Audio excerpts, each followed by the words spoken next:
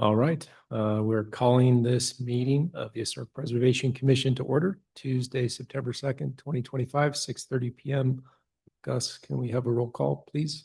Commissioner Westcott, Commissioner Snyder, Commissioner Mala, Vice Chair Stein, Here. and Chair Gabbard. Here. Okay, so public comment. We would invite anyone from the public to make a comment at this time. We can't discuss things that are not specifically identified on the agenda. However, we can direct staff to study any matters that are brought up, respond to any criticism, or schedule the matter for further consideration in a meeting. Anyone in the public want to make a comment? Okay. All right, so moving on to new business. We have a signage budget request. So this is something that I sent out to Ruth, oh gosh, a couple of weeks ago.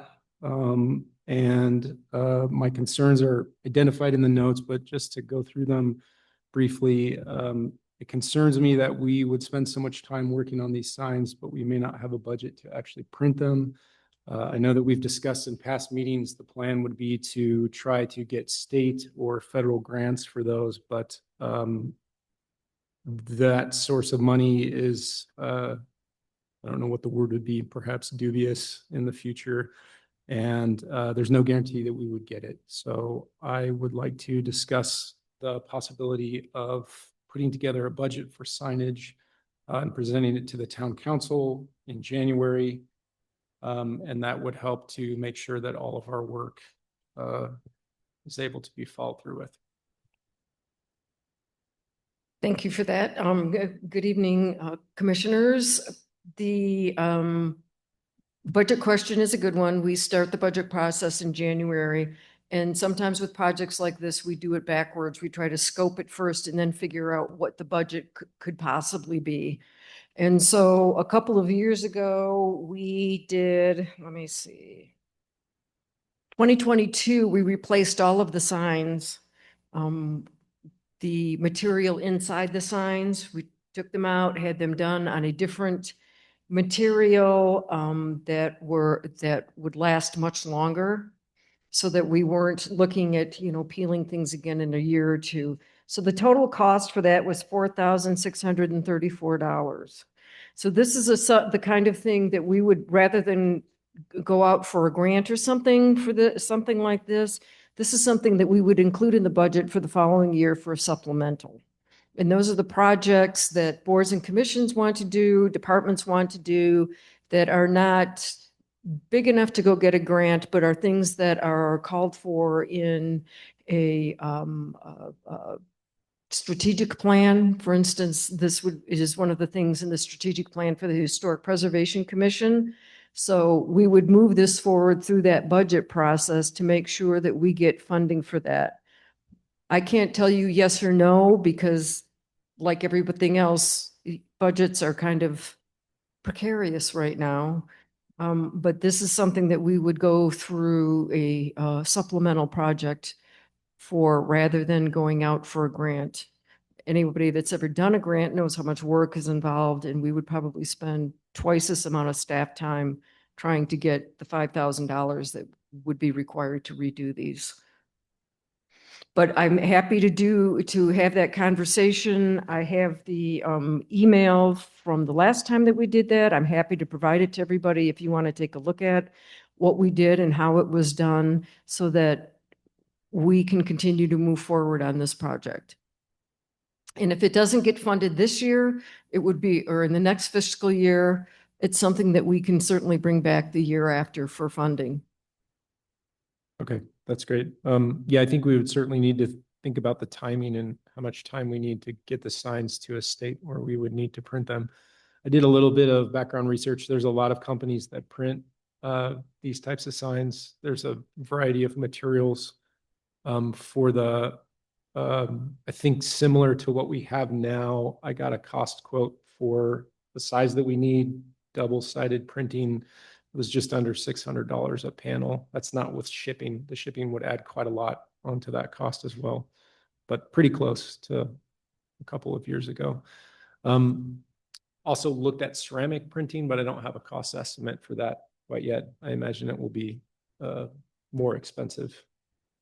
And I don't know if they do the sizes that we're looking for. They typically do smaller sizes like memorials, things like that. So Yeah, and thank you for doing that. That's very helpful. We have, like I said, this is something that was on my list for a supplemental this year in the budget process. That does start January 1. I've had a conversation with Guthrie about it. She's well aware of the work that the commission is putting in and that this is part of the strategic plan for the Historic Preservation Commission and has been, like I said, she's aware of it and has been talking to me about doing this as a supplemental, as probably the best, the most economically feasible means of moving it forward.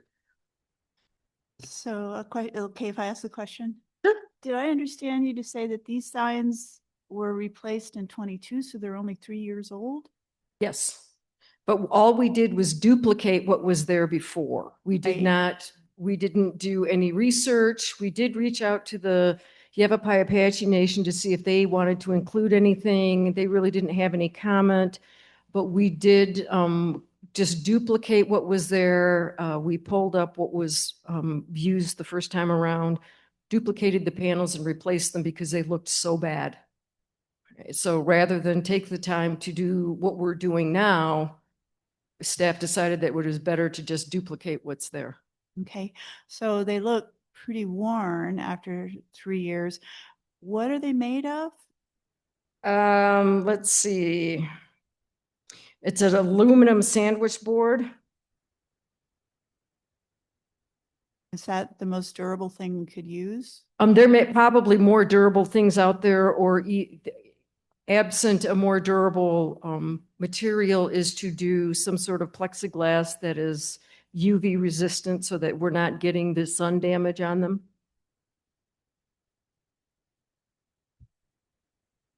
Thank you. Thank you for that question. I have a follow-up question, just an item for clarification. Mhm. We've been working on this since I think April, Right. and I think it would be a good idea if we find a particular terminology and stick with it. Okay. We've referred to them as historic markers. Then we were referring to them as kiosks. Now we're referring to them as signage. And so if someone were to try to trace the history of this particular project, the lack of continuity might be confusing. So I just think it would be good to be consistent in what we're going to call them. Sure. And so they all say historic markers, am I correct? On the top of them? That's my recollection. So I think we stick with historic markers so that we're not confusing these with other historic signage that's out there. So another question, the signs that were replaced Mhm. in 2022, what were they made of? Do you know? Drake, you want to address with that? Yes, Drake Meinke, I'm the one that had the signs sent out to a printer. We did that at signs 928 in Cottonwood, Arizona. They were done on a dye bond material, which is similar to what Ruth just said. Over that, we did the UV treated coating on the signs, and so forth. But that's what they were made out of and how it was done. Usually the red color fades first on signs, just to let you know. And so that's the first one. But the signage material is exactly the same as the topper signs that are on each and every top of the street signs in the town of Clarkdale. We did those at the same time. And those signs lasted 15 years? I can't remember exactly when we did the project, but they lasted until they were replaced. Yeah.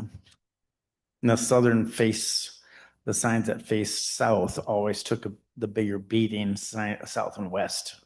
Just give, yeah, we know that stuff.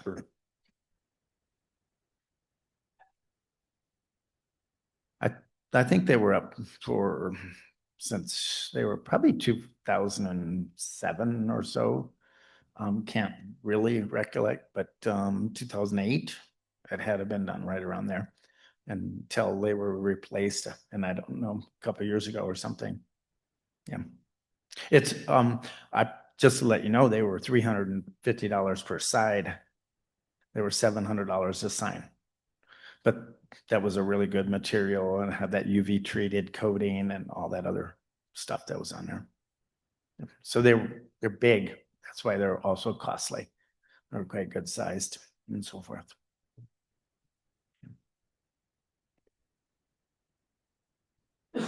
Ruth, I've got a quick question, and it's for everyone, really. Would we consider entertaining the idea that our budget is built on 2 or 3 different material types with 2 or 3 different budget amounts? Yes, I think that would be a good idea. So if for instance, you had that one that you were just referenced, the ceramic, and then I can follow up with Drake and get the exact materials that he used for the original set of signs. Take a look at those and see which one pencils out the best. And that way we can, when we do the supplemental, we'll at least have an idea of which is the best route to go. And I say that because I don't want, the intent here is not to do the cheapest. The intent here is to do something that's going to last, because as you can see, we replace these when they get worn out, and it would be better, you know, if Drake's lasted much longer to have that material rather than what we're using now. I can tell you when I got here in 2019, they were looking pretty rough then. So you probably are going to get 8 to 10 years out of that same material. And then we'll be looking at doing them again. But at least we'll get that period of time so that they are looking good.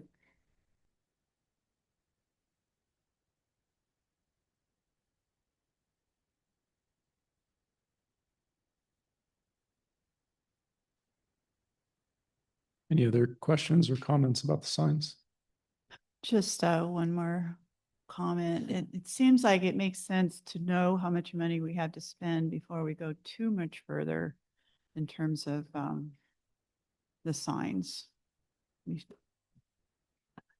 I think that it's prudent to continue to work on them because like I said, even if the project comes back at $10,000 and we can't do it as a supplemental this year, we can do it as a supplemental the following year. And it would be, I think we'd kind of lose some momentum if we stopped and then restarted.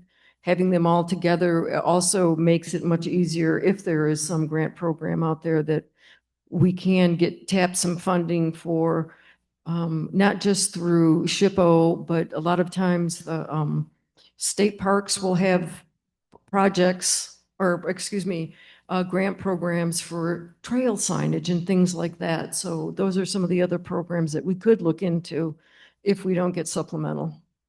It sounds like that might be a good idea to look at grants, since it sounds like it's actually going to be more like $10,000 or maybe more than $5,000, a larger amount. Would that warrant looking for grants? At that amount, we're starting to think about maybe some grants. I don't know that, again, depending upon what happens with the state budget and the federal budget and who applies for what grant programs. Sometimes SHPO spends all of their money in round one. Sometimes they call us up and go, we've got this amount left. Do you have a project? So it just depends upon what money's out there with what grant program.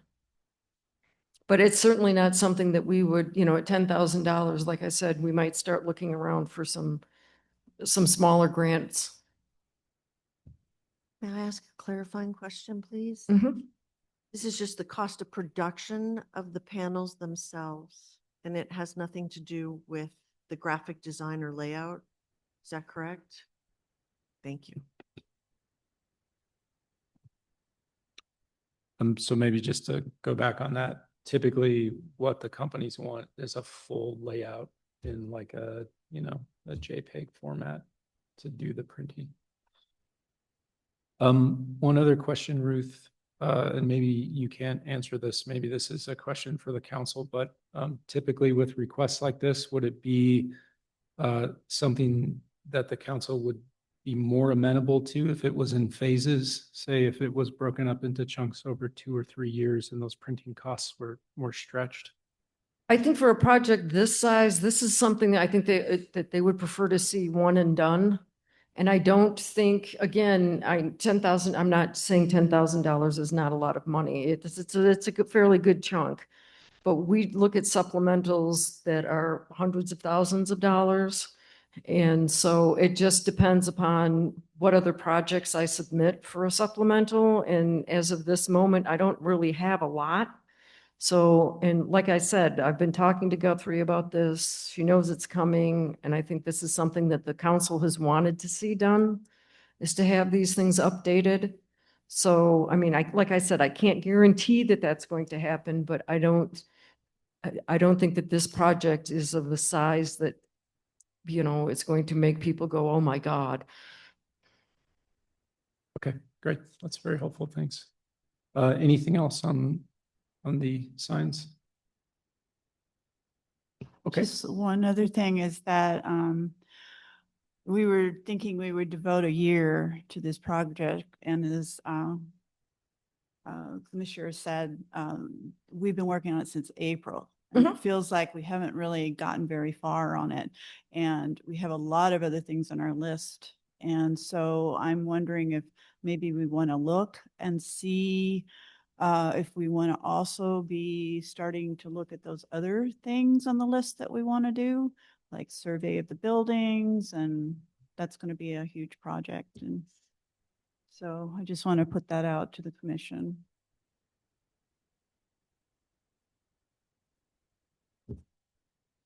I think that's a great idea.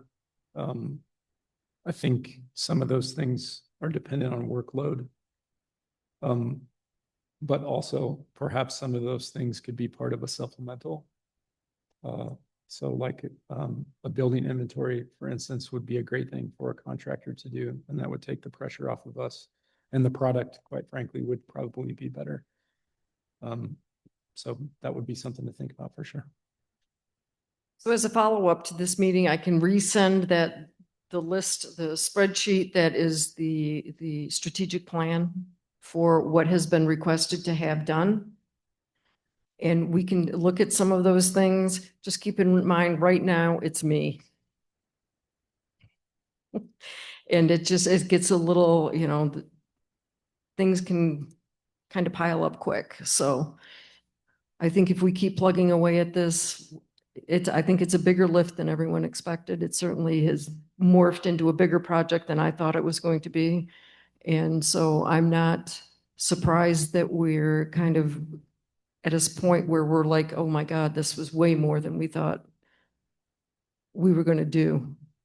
So I think, again, if we keep plugging away at it, and then we can start talking about some of these other projects to get those loaded up in the pipeline so that we can, if we do need to bring in a consultant or something, we can bring them in for, as a part of a supplemental.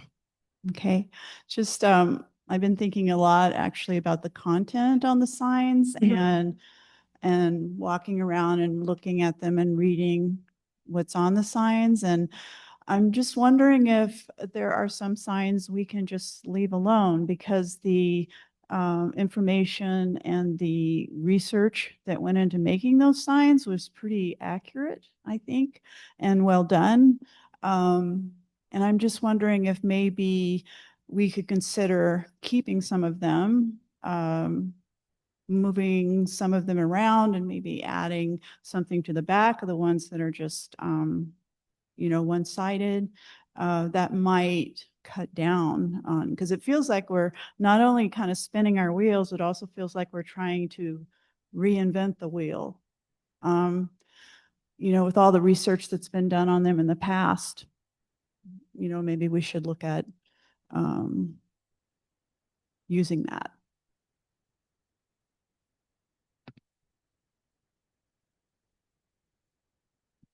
Well, when I first came on here, we started out with a meeting with all the panels or copies, duplicates of all the panels up. And the initial meeting was to go around with your dots or sticky notes or whatever it was. And that was a little much. And there was a lot of redundancy in those signs, like a lot of duplicates and repeating. And then as we all talked about, there was many with tons of verbiage, and we all agreed that we needed more pictures, less words, and that kind of stuff. But But now that you've said that, I'm wondering if maybe it would be a good time to, now that we've had all these months of going over this, to go back and revisit those panels again. And now maybe we can do the dots or sticky notes or whatever we want and say, okay, this one makes sense. This one is good. This is good information. You know, let's keep this in here. Because I think that's a good point. I don't know that we need to reinvent all of them, because there is lots of good information on them. I also wanted to propose, I don't know if this is possible, but a field trip. I don't know if it's possible for us to all go together and look at each one, where it is, what's on it, take some specific notes. If that might be helpful, help us move along. Say, yes, we can keep this one. This one looks fine. Maybe we can add something to the back. Let's move this one. What are the commissioners? Is that possible, or would that be a violation of open meeting law if we were all in together?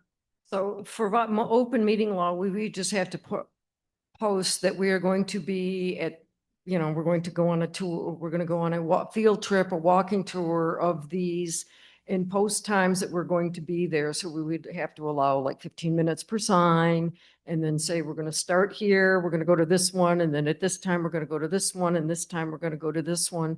So that if people have an interest in a specific sign, we can do that. Or if they want to follow along and come to all of them, they can do that too. So it's not the open meeting law is not an issue for something like that. So what does the commission think about that? I like field trips, so I'm in. I would just say to remind everybody that Dr. Stein did put together quite a lot of information from sign to sign, but that's something that we can maybe go through on site. The logistics of doing all the signs at once, that might take a long time. And I don't know if, But 12, 13 of them yeah, at 15 minutes apiece, that's a couple of hours. yeah. But we could certainly do it. Maybe we could do it in pieces. I like the idea of all of us being on site and talking through things. It's maybe a little easier than what we've been trying to do.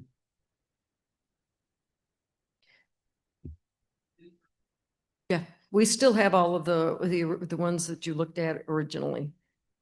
So we can bring those back as well.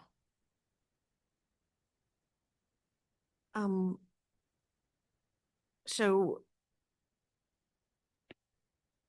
when we started this project in April, and were you with us in April? But anyways, when we started this project in April, we were all charged with going and taking a look at all of the markers in their location and coming back to one of the meetings for discussion. And I have a printout still of the PowerPoint that I put together from my tour, where I went through marker by marker, its location, what the surrounding or prospect was with respect to each one of the markers and the location. This was the time in April when I discovered that the second one at the Selma Mangini Park was missing, and I identified kind of the death trap of the location at Patio Town just because of the traffic and the trains. And then we did indeed go over large panels of all of these. So what we're doing is suggesting to go back and start over again with this process and plan, which reflection has its merits. I just want to restate as we move forward the need for cohesion. If you're going to put together a 13 or a 26 historic marker presentation of the town of Clarkdale, you want there to be some cohesion or a theme or something uniform so that it doesn't look, for a lack of better terms, mishmash as you go through. And what was originally put together was a really great idea. And the complete journal articles were an interesting approach to presenting as much information about Clarkdale as possible. But semiology or visual literacy is something that needs to be considered when we're putting these together. And so although there's a lot of good information on those that exist right now, they're difficult to read. A number of them don't meet the ADA recommendations for public signage. And so if we do move forward, it would be good to take a look at, they all need to be redone.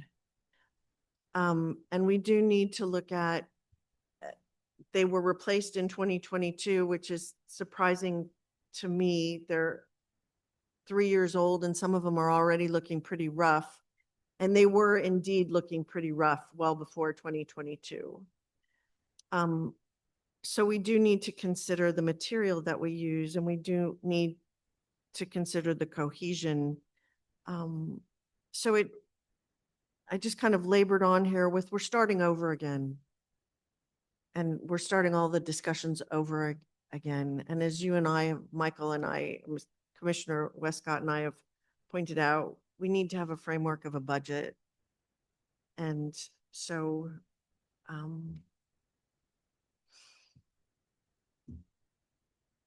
that's all I got to say. Yeah, I would just reiterate that the ADA concerns, the readability, the presentation, the design, the layout, wonderful themes, wonderful content. But I think those need to be consistent. And I tend to look, when I sort of did which of the current panels of the whole historical marker set are my keepers, I tend to focus on the content being kept, not the actual layout or maybe some of the photographs.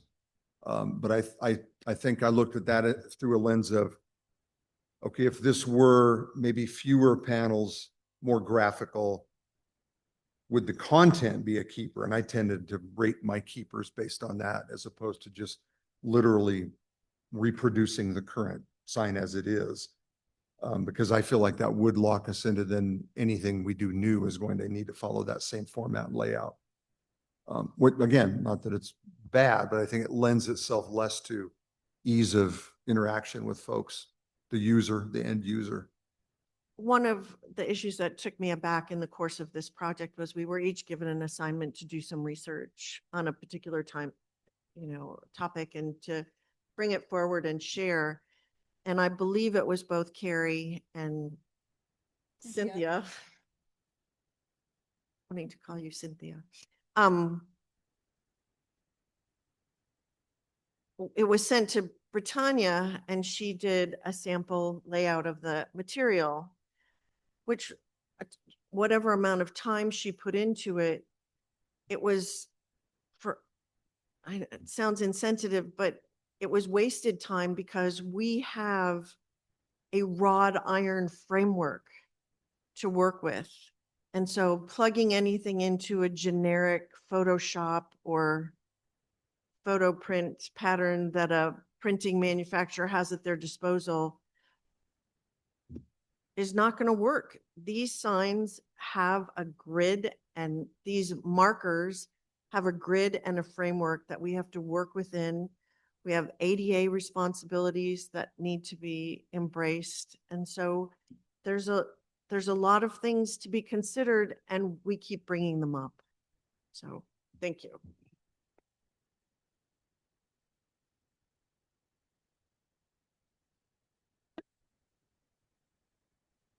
No, not at all. Drake again. On the grid, you can remove that grid. When we first built those signs, we just used what was available. And the windows were from the smelter.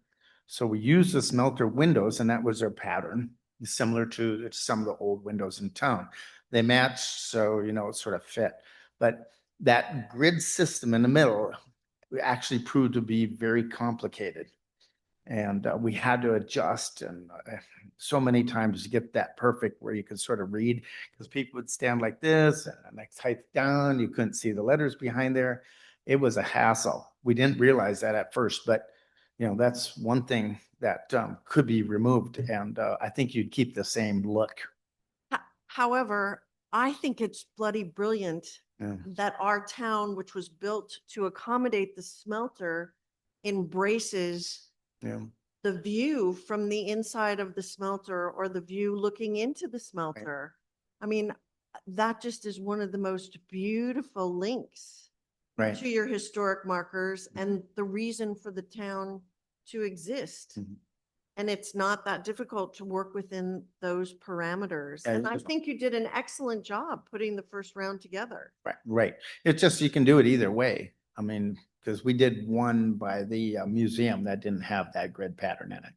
And it just sort of came out easy and so forth. So, thanks.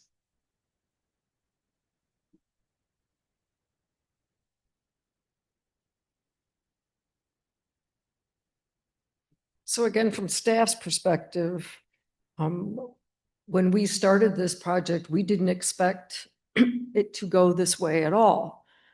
We never considered ADA. I had no idea there were ADA requirements for this sort of display, that there were things that you had to do. And this is why we relied on the commission and the commissioners with experience in this field to help guide us with this. I understand the frustration with how long this has taken. Staff is equally, frustrated. I'd love to have seen this done in a year, but I don't know that that was actually a valid timeline to begin with, especially now that we're here somewhat 6-9 months in, and it does feel like we're spinning our wheels, but I think that we have made progress. I think we have a much clearer idea of where we need to go. I think if you want to bring back the existing panels that we have already looked at, I think it will be a refresher in how disjointed some of them are and what cleaning these up would mean for the public. Because when we get visitors here, they do like to read them, but they're not going to read the whole thing. And I think that, again, having those journal articles is fascinating, but I think some of those could be very easily summarized and include more visuals, because really that's the way everything is moving, is to that visual and then a couple bullet points and a visual and a couple bullet points. People just don't read like they used to, unfortunately.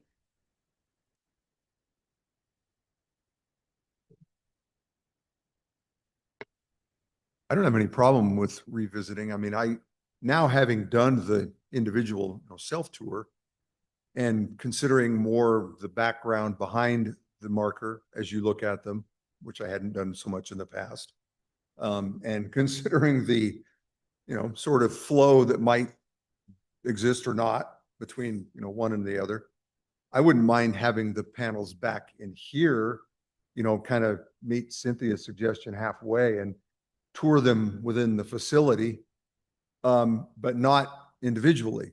Perhaps we all go from one to the next and share simultaneously, what we might want to keep or maintain. And would, a particular marker, would it fit maybe more of the layout we've discussed if two of the photos of, say, the 6 that are on a marker occupied full width, length and width, or, like Amy brought up before, as if you were peering through the window, one direction or the other, and reduce the text. We might see 3 or 4 that, wow, if we condense these 9 photos into 3 and devoted all of the text to the middle 3 panes, that would look really great. And, who knows, maybe some idea will come out of us all looking at them together.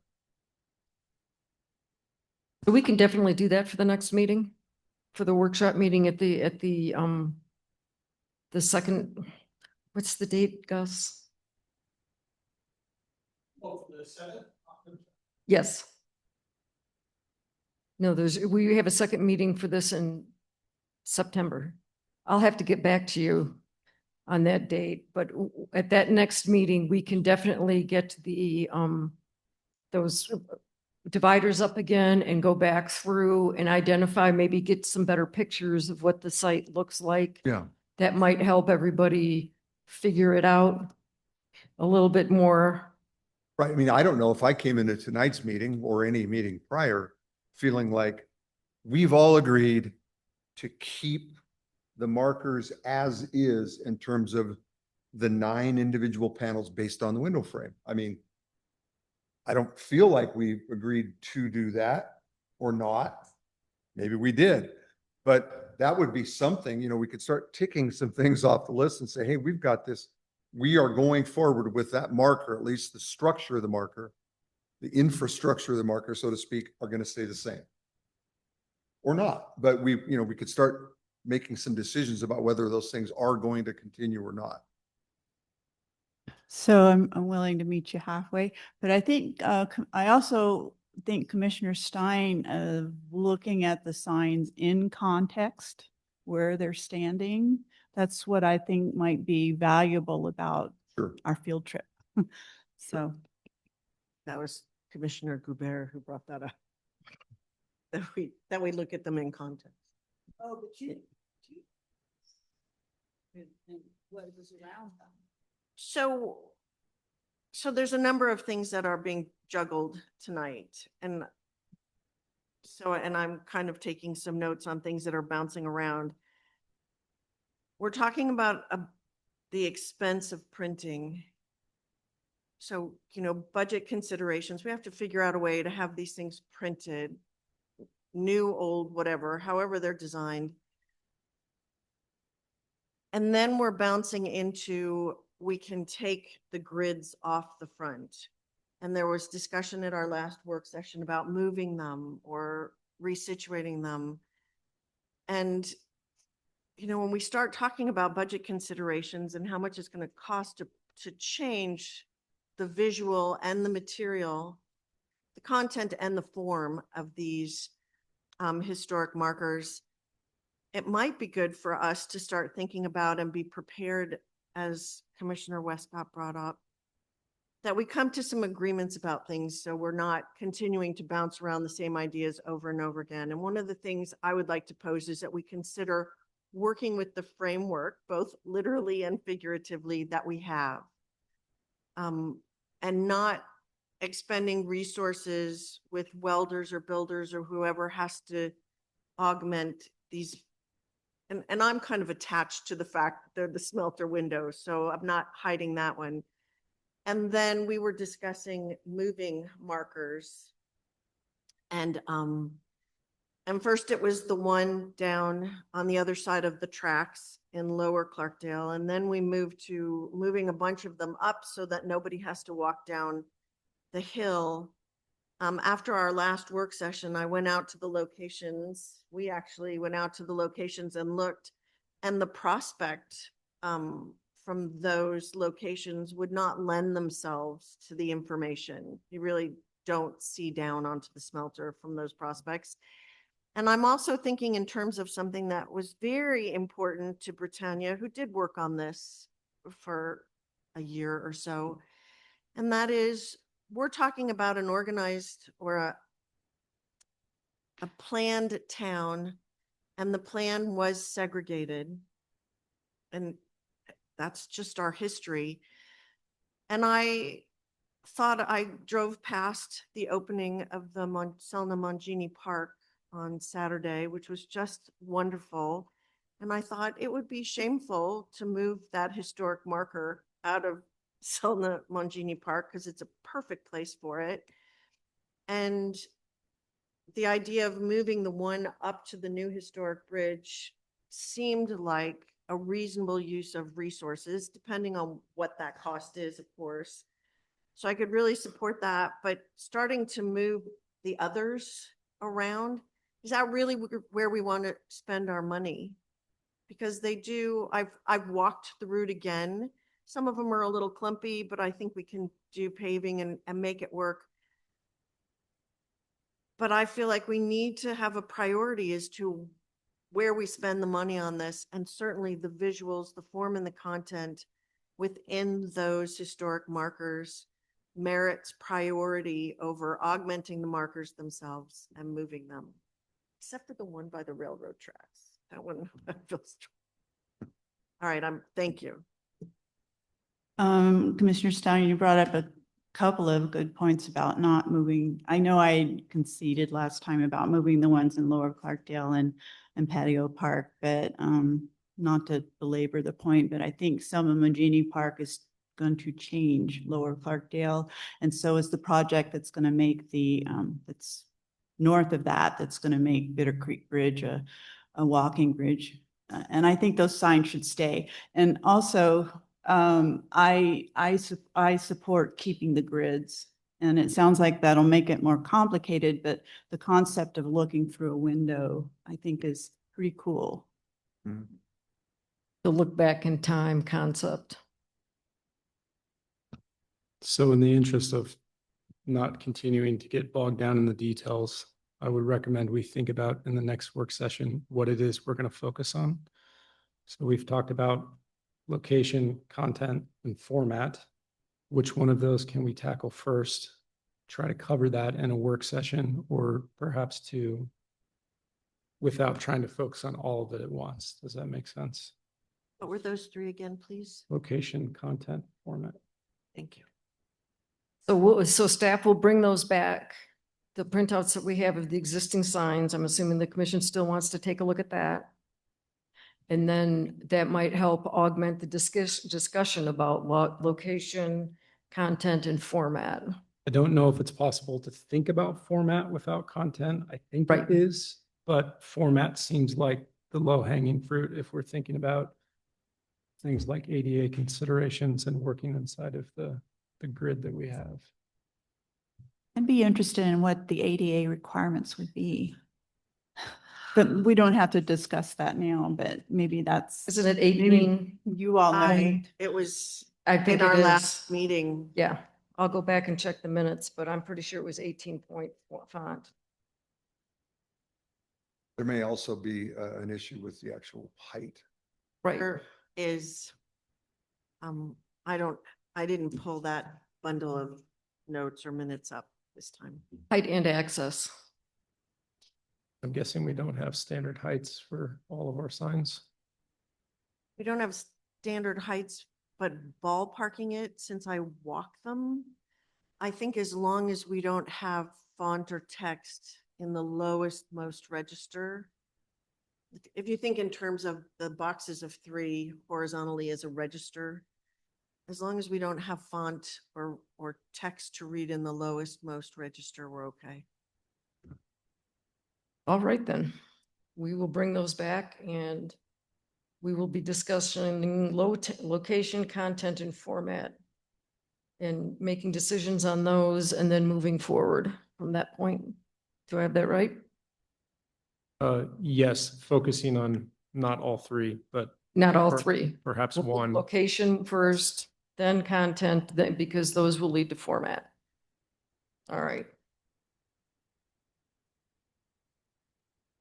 Any other comments about historic markers? Okay. On to the Historic Preservation Grant Program.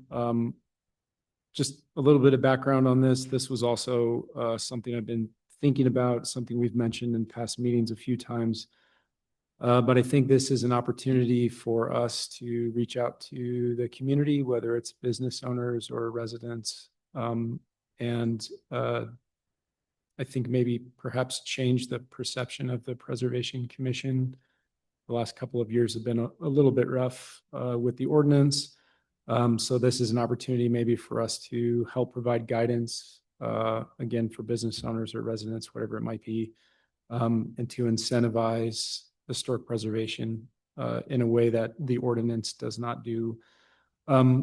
So I think maybe Ruth, could you walk us through some of the legalities that you had put into the agenda? Could we talk through those very briefly as a way to just get the discussion started? Right. So one of the biggest things, considerations we have is the Arizona Constitution and the gift clause. So when we do things, we just, and again, I've said this many times, if you've been on planning commission or watched any of the meetings, we can't spend public dollars on private property unless there is a proportional public benefit. And that's kind of where we get a little stuck with the historic preservation ordinance and why we decided that the best avenue for encouraging that was fee waivers rather than, a grant program or something like that. Now, that's not to say that the grant program is off the table. There is the Paul Brune grant through the National Trust. I'm trying to remember if it's the National Trust or the Secretary of Interior that provides grants for economic development. And this would be an ideal project for that. Like I've said, I've had conversations with SHPO about doing it because I don't know that a single town with a single grant rotating or revolving loan fund or grant fund would qualify, but it's certainly something that we can consider doing and continue to reach out to the Jessica at SHPO to talk to her about moving that forward. So that's the upshot of the grant project. Like this staff report points out, it's the proportional consideration that kind of gets stuck. But if it were federally funded or grant funded from another source, that's an entirely different set of rules, because now it's not town money, it's somebody else's money they're giving to us to redistribute. So that's why we look at some of these granting organizations to be sure that, to enable us to have more flexibility. I think a lot of you may remember some of the conversations we had with respect to the historic preservation ordinance. And why doesn't the town just buy up a bunch, bricks and windows and pieces of fencing and all of that sort of thing, and then they can just sell it? Well, we have restrictions on how we dispose of materials. So pursuing grant funding for a project like this is probably the best way to go. I have worked in other communities where we've done rebates for improvements to facades on historic buildings, and that worked well. The rebates were not huge, but when you're talking about a historic preservation project, every penny counts. So I know, Matt, this was something that you wanted to discuss. I think I would be interested in hearing what your thoughts are on that.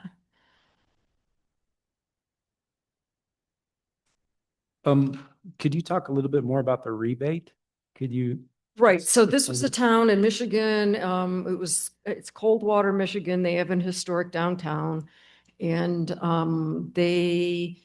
so if you did facade improvements to your building in this designated district, right, you got a 10% rebate on the cost of, or on what you spent for that rehab. That had to be approved by the town, right, to make sure that it was in keeping with the historic nature. We actually did have a resident who was an artist and had architectural experience who would draw up renderings. If you've ever watched Hometown, you know how they have the cute little drawing of how this house, the shabby house, is going to look super cute when we're all done. It was that kind of thing. This is what it should look like when it's done.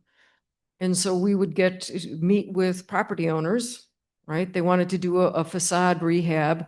Here's what you need to do. Here's what it needs to look like. We can vary on colors and things like that, but these are the essential elements of that facade that need to be restored. And then once you're complete and we've approved it, then you submit your expenses and we will rebate you 10%. Okay. So it's contingent on the work being completed and being completed to the specs set Correct. by the town. Okay. Thank you. Is that for private property owners and, Yes. and business owners as well? It was private property owners.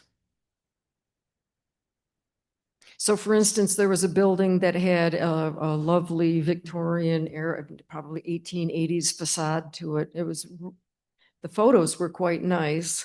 Probably in the 1960s, somebody used it for a jewelry store, bricked the front in, except for two little windows that, they could display jewelry in. And it was awful.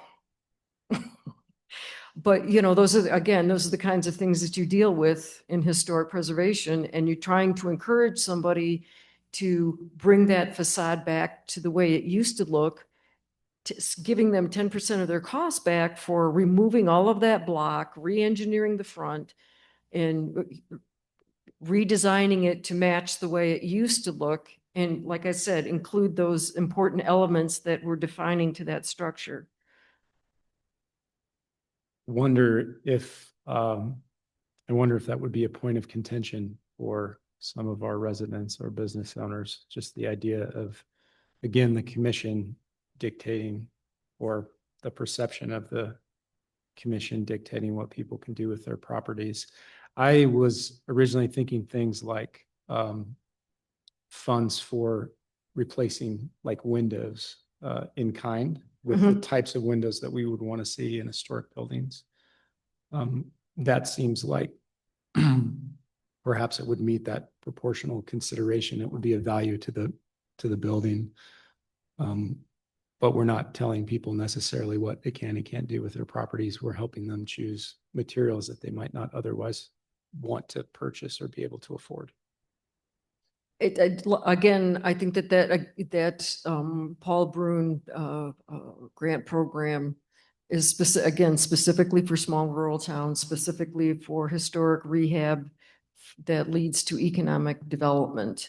And in talking to Jessica about this project, and, you know, like Drake's building would benefit from something like that, she agreed, and she said, you know, it's something that they're looking into, but they have to have more than one community that's interested in doing it. So the last time I talked to her, and it has been a while, they were out looking for other communities to do it.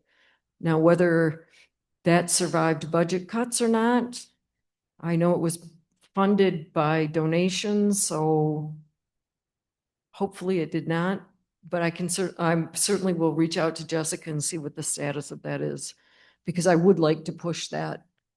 If they're not going to apply, if SHPO is not going to apply, we as a town can apply. We just can't we cannot use it for one specific project. So for instance, we could do wiring in Drake's building and then wiring in somebody else's building, or new windows, or HVAC systems, those things that really rack up a lot of costs. Great. Could you request from the SHPO a list of communities that already have grant programs in place? Sure. Thank you. Any other questions or comments from the group?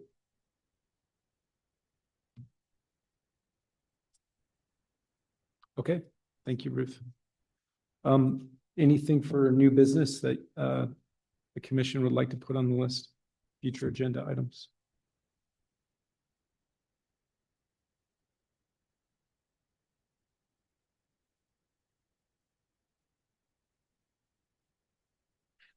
No. Okay. Would anyone like to put forth a motion to adjourn? I move to adjourn. I move to second. All those in favor say aye. Okay, motion passes. Meeting adjourned, 7:23. Thanks.